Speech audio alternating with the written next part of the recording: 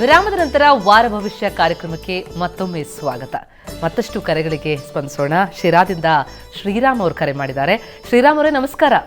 ನಮಸ್ತೆ ಮೇಡಮ್. ಯಾರ ಬಗ್ಗೆ ತಿಳ್ಕೊಬೇಕು ತಾವು? ನಮ್ಮ ಬ್ರದರ್ ಬಗ್ಗೆ ತಿಳ್ಕೊಬೇಕು. ಓಕೆ, ಅವರ ಜನ್ಮ ದಿನಾಂಕ ತಿಳಿಸಿ. 28 12 12 2000. ಓಕೆ, ಸಮಯ ಮಧ್ಯಾಹ್ನ 1:30. 1:30 ಮಧ್ಯಾಹ್ನ. ಏನು ಪ್ರಶ್ನೆ? ಮೇಡಮ್, ವೃತ್ತಿನ ಆಗಿದೆ ಈಗ. ಉದ್ಯೋಗದ ವಿಚಾರಕ್ಕೆ ಸಂಬಂಧಪಟ್ಟಂತೆ ಅಲ್ವಾ? ಸರ್ಕಾರಿ ಉದ್ಯೋಗ ಮತ್ತು ವಿವಾಹದಲ್ಲಿ ಯಾವ್ದಾದ್ರು ದೋಷ ಇದೆಯಾ ಅಂತ. ಓಕೆ, ಖಂಡಿತ ಉತ್ತರ. ನಮಸ್ಕಾರ ಶ್ರೀರಾಮ್ ಅವರೇ. ನಮಸ್ಕಾರ. ನಮಸ್ಕಾರ.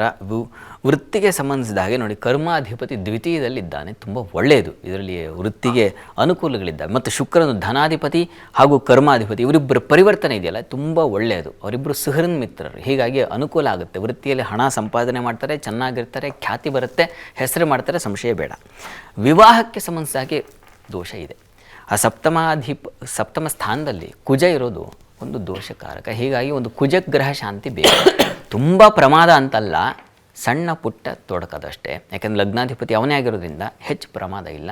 ಆದರೆ ಕುಜ ಶಾಂತಿ ಮಾಡಿಸಿದ್ರೆ ತುಂಬ ಒಳ್ಳೆಯದು. ಅದನ್ನು ಮಾಡಿಸಿ ಆ ಸಂದರ್ಭದಲ್ಲಿ ಈಗ ಸದ್ಯಕ್ಕೆ ಚೆನ್ನಾಗಿ ಓದಿ ಸ್ವಲ್ಪ ಚೆನ್ನಾಗಿ ಒಳ್ಳೆಯ ಸಂಪಾದನೆ ಮಾಡಲಿ, ಒಳ್ಳೆಯದಾಗಲಿ. ಧನ್ಯವಾದ ಶ್ರೀರಾಮ್ ಅವರೇ ಕರೆ ಮಾಡಿದ್ದಕ್ಕೆ. ಇನ್ನು ಕೊನೆಯ 3 ರಾಶಿಗಳ ಫಲಾನುಫಲವನ್ನು ಗಮನಿಸೋಣ. ಮಕರ ರಾಶಿಯವರನ್ನು ಹೇಗಿದೆ, ಮಕರ ರಾಶಿಯವರನ್ನು ಒಂದ್ಸಲ ಮಾತಾಡಿಸೋಣ. ಈ ವಾರದಲ್ಲಿ ಮಕರ ರಾಶಿಯವರು ವಾರದ ಆದಿಯಲ್ಲಿ ಗಮನಿಸ್ಕೊಳ್ತಕ್ಕಂಥದ್ದು ನೋಡಿ, ಚಂದ್ರ ಶನಿ ದ್ವಿತೀಯದಲ್ಲಿ 2ನೇ ಮನೆಯಲ್ಲಿ ಒಟ್ಟ. ಹೀಗಾಗಿ ಕುಟುಂಬದವ್ರ ಜೊತೆಗೆ ಸ್ವಲ್ಪ ಹುಷಾರಾಗಿರಿ. ನೀವು ಮಾತಾಡೋದೇನಾಗುತ್ತೆ, ಮನಸ್ಸಿಗೆ ಬೇಸರ ಉಂಟು ಮಾಡೋ ಸಾಧ್ಯತೆ ಇರ್ತದೆ. ಸ್ವಲ್ಪ ಹುಷಾರಾಗಿರಬೇಕು. ಮತ್ತು ಶತ್ರುಗಳ ಬಾಧೆ, ಅಲ್ಲಿ ಷಷ್ಠದಲ್ಲಿ ಮಾಂದಿ ಉದಿಯಾದರೆ ಶತ್ರುಗಳ ಬಾಧೆ, ಸಾಲ ಬಾಧೆ ಇವುಗಳನ್ನು ಸೂಚಿಸ್ತಾ ಇದೆ. ಬೌದ್ಧಿಕವಾಗಿ ಆಲೋಚನಾ ಶಕ್ತಿ ಕಳ್ಕೊಳ್ತೀರಾ, ಶೂನ್ಯವಾಗಿಬಿಡುತ್ತೆ. ಏನೇನೋ ಮಾತಾಡ್ಬಿಡೋದು ಹೀಗಾಗ್ಬಿಡೋ ಸಾಧ್ಯತೆ ಇರುತ್ತದೆ. ಸ್ವಲ್ಪ ಮಾತಿನಲ್ಲಿ ಕಡಿವಾಣ ಬೇಕು. ಇನ್ನು ಸೂರ್ಯನ ಪರಿವರ್ತನೆ ಮಂಗಳವಾರದ ಮಟ್ಟಿಗೆ ಅದು ದ್ವಿತೀಯಕ್ಕೆ ಬರ್ತಾನೆ. ಆಗ ರವಿ ಶನಿಯರು ಒಟ್ಟಾಗ್ತಾರೆ. ಮತ್ತೆ ಯಥಾ ಪ್ರಕಾರ ಮಾತಿನಲ್ಲಿ ತೊಡಕುಗಳು, ಕುಟುಂಬದವ್ರ ವಿಚಾರದಲ್ಲಿ, ಹಣಕಾಸಿನ ವಿಚಾರದಲ್ಲಿ ವ್ಯತ್ಯಾಸ ಮಾಡ್ಕೊಳ್ತೀರಾ. ಅಷ್ಟಮಾಧಿಪತಿ ಧನಕ್ಕೆ ಬಂದರೆ ಏನಾಗುತ್ತೆ, ನಷ್ಟ ಆಗುತ್ತೆ. ಮಾತು ನಷ್ಟ, ಹಣ ನಷ್ಟ, ವಿದ್ಯಾರ್ಥಿಗಳಿಗೆ ಕಷ್ಟ, ಇದೆಲ್ಲ ಇದೆ. ಹುಷಾರಾಗಿರಬೇಕು. ಇನ್ನು ವಾರ ಮಧ್ಯದಲ್ಲಿ ಗಮನಿಸ್ಕೊಂಡ್ರೆ ಚಂದ್ರ ರಾಹು ಒಟ್ಟಾಗ್ತಾರೆ ತೃತೀಯದಲ್ಲಿ. ಹೀಗಾಗಿ ಸ್ವಲ್ಪ ಮಟ್ಟಿಗೆ ಗಂಟಲ ಬಾಧೆ ಸೂಚಿಸ್ತಾ ಇದೆ. ಸ್ತ್ರೀಯರ ಆರೋಗ್ಯದಲ್ಲಿ ವ್ಯತ್ಯಾಸ ಆಗ್ತಕ್ಕಂತಹ ಸಾಧ್ಯತೆ ಕೂಡ ಇದೆ. ಹುಷಾರಾಗಿರಿ. ಮತ್ತು ಪ್ರಯಾಣದಲ್ಲಿ ಸ್ವಲ್ಪ ತೊಂದರೆಗಳುಂಟಾಗಬಹುದು. ಜೊತೆಗೆ ಬಲ ಇಲ್ಲ ಅಂತಲ್ಲ, ನಿಮ್ಮ ಬಂಧುಗಳ ಸಹಕಾರ, ಸ್ನೇಹಿತರ ಸಹಕಾರ ತುಂಬ ಸಹಾಯ ಆಗುತ್ತೆ.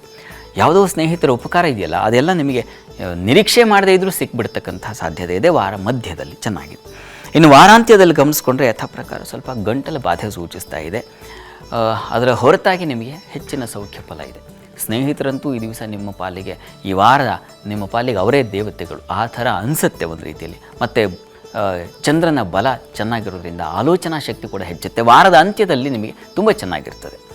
ಸುಬ್ರಹ್ಮಣ್ಯನ ಪ್ರಾರ್ಥನೆ ಮಾಡಿಕೊಳ್ಳಿ, ಅದು ನಿಮಗೆ ಹೆಚ್ಚಿನ ಬಲ ತಂದುಕೊಡುತ್ತೆ ಇಡೀ ವಾರ. ಇನ್ನು ಕುಂಭರಾಶಿಯವರಿಗೆ ಗಮನಿಸ್ಕೊಂಡ್ರೆ, ಕುಂಭರಾಶಿಯವರಿಗೆ ನೋಡಿ, ವಾರದ ಆದಿಯಲ್ಲಿ ಉದರ ಬಾಧೆಯನ್ನು ಸೂಚಿಸ್ತಾ ಇದೆ. ಮಕ್ಕಳ ವಿಚಾರದಲ್ಲಿ ಮನಸ್ತಾಪಗಳು, ಮತ್ತು ಶನಿಚಂದ್ರ ಒಟ್ಟಾಗ್ತಾರೆ ವಾರದ ಆದಿಯಲ್ಲೇ. ಈ ಕಾರಣದಿಂದಾಗಿ ಮಾನಸಿಕ ಖಿನ್ನತೆ, ಬೇಸರ, ವ್ಯಥೆ, ನೋವು ಇವುಗಳನ್ನೇ ಸೂಚಿಸ್ತಾ ಇದೆ. ಫುಡ್ ಇನ್ಫೆಕ್ಷನ್ ಆಗ್ತಕ್ಕಂಥದ್ದು, ವಾಟರ್ ಇನ್ಫೆಕ್ಷನ್ ಆಗ್ತಕ್ಕಂಥ ಸಾಧ್ಯತೆ ಇದೆ. ಹೊರಗಿನ ನೀರನ್ನು ತಗೋಬೇಡಿ, ಆದಷ್ಟು ಮನೆ ನೀರನ್ನೇ ಹೆಚ್ಚಾಗಿ ಬಳಸಿ. ಇದು ನಿಮಗೆ ಈ ವಾರ ತೆಗೆದುಕೊಳ್ಬೇಕಾಗಿರೋ ಸಲಹೆ, ಸೂಚನೆ. ಇನ್ನು ವಾರ ಮಧ್ಯದಲ್ಲಿ ಗಮನಿಸ್ಕೊಂಡ್ರೆ ಯಥಾ ಪ್ರಕಾರ ಗಂಟಲು ಬಾಧೆ ನಿಮಗೆ ಕಾಡುತ್ತೆ. ಸ್ವಲ್ಪ ನಿಮಗೂ ಕೂಡ ಸ್ವಲ್ಪ ಮಟ್ಟಿಗೆ ಸಹೋದರರಲ್ಲಿ ಭಿನ್ನಾಭಿಪ್ರಾಯಗಳು, ಮನೆ ಸೇವಕರು ಕೈ ಕೊಟ್ಬಿಡ್ತಾರೆ. ನೀವೇ ಹೆಚ್ಚಿನ ಪರಿಶ್ರಮ ತಗೊಳ್ಬೇಕಾಗುತ್ತೆ. ಮನೆಯಲ್ಲೂ ದುಡಿ, ಆಫೀಸಲ್ಲೂ ದುಡಿ, ಒಂಥರ ಹೈರಾಣಾಗಿಬಿಡ್ತಾರೆ ಕುಂಭರಾಶಿಯವರು. ಆ ಥರದೊಂದು ಲಕ್ಷಣ ಇದೆ.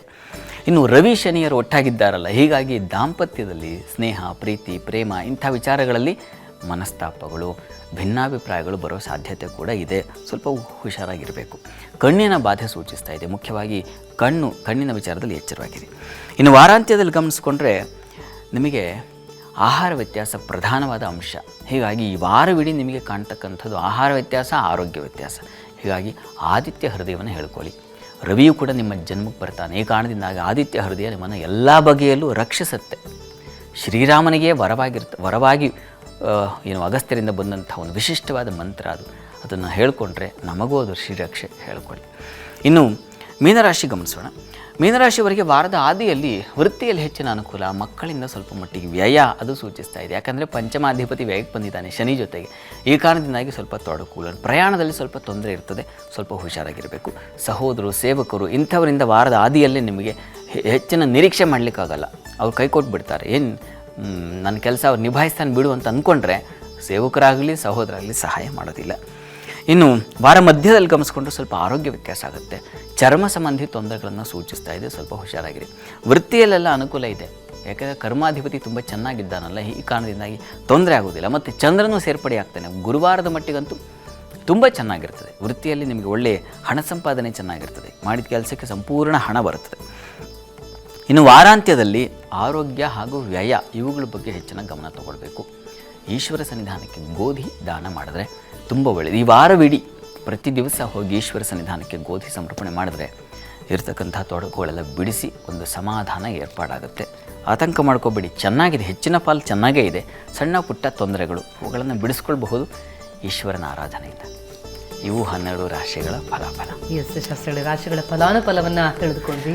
ಅದರ ಜೊತೆಗೆ ಸಮಸ್ಯೆಗಳಿಗೆ ಮಂತ್ರಮುಖೇನ ಪರಿಹಾರ ಕೂಡ ಇದೆ. ಆ ಪರಿಹಾರವನ್ನು ಸೂಚಿಸ್ತಾರೆ ಶಾಸ್ತ್ರಗಳು. ಅದರ ಜೊತೆಗೆ ಇನ್ನಷ್ಟು ನಿಮ್ಮ ಕರೆಗಳಿಗೆ ಸ್ಪಂದಿಸ್ತಾರೆ ಕೂಡ. ಒಂದು ಪುಟ್ಟ ಬ್ರೇಕ್ ಆದಮೇಲೆ ವಾರ ಭವಿಷ್ಯ ಮುಂದುವರಿಯುತ್ತೆ.